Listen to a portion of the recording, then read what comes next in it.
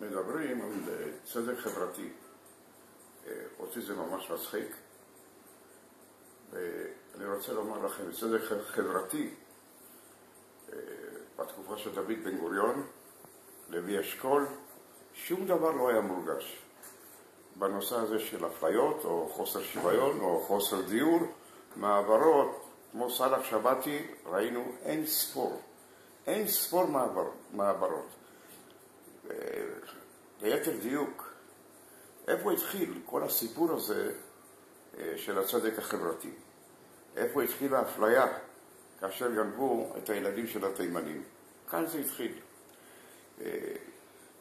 מי בא והקים למעשה ונתן פוש גדול נגד רצונו או נגד רצונה? זאת הייתה ממשלת גולדה מאיר. היא נתנה פוש גדול למי? לפנתרים השחורים. ואני רוצה להגיד לכל החבר'ה האלה שעוסקים בנושא הזה של צדק חברתי, תיזהרו מפוליטיקאים, תיזהרו מהון פוליטי, תיזהרו מזה, מהסיפור הזה שפשוט בפוליטיקה דורכים על גופות, הם לא רואים אני, הם לא רואים עשיר, הם לא רואים אף אחד ממול, הם רואים את הכיסא שלהם בלבד. צדק חברתי, עם כל המחאה שבאתם ועשיתם, אתם תתפצלו, אתם תרגעו ביניכם, יהיו חילוקי דעות ביניכם. ומה שאני בא ומציע עוד ועוד ועוד, מתוך הניסיון שלי האישי, תביטו בתמונות. אני עסקתי בחיים למען הזולת. האמינו לי שהמקצוע הזה הוא מקצוע כפוי טובה מאין כמותו. צריך להיות חזק מאוד על מנת לבוא ולעמוד בכל התכתיבים שאני באתי ועמדתי בהם.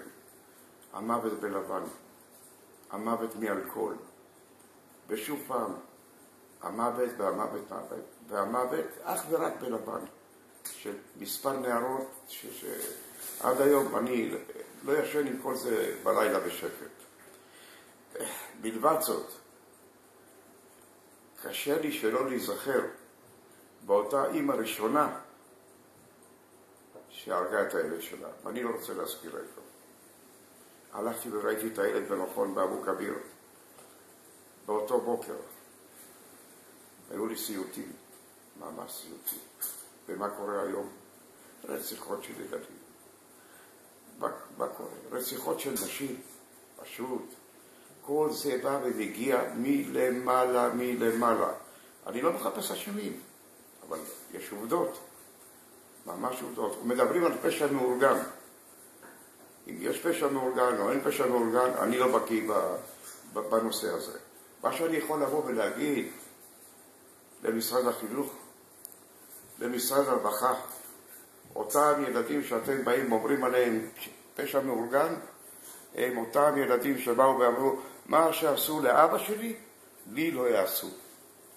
וזה הכל תלוי במשרד הרווחה, הכל תלוי במשרד החינוך, והכל תלוי בכל אלה שיושבים במליאת הכנסת, ומזמן איבדו את הזיכרון שלהם, ולא יודעים מהיכן הם באו.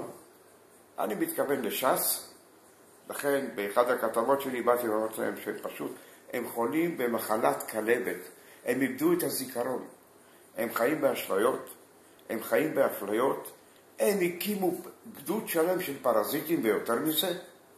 למה אתם מצפים? שנאת חינם? ממש שנאת חינם, לצערי ולצערי הרב.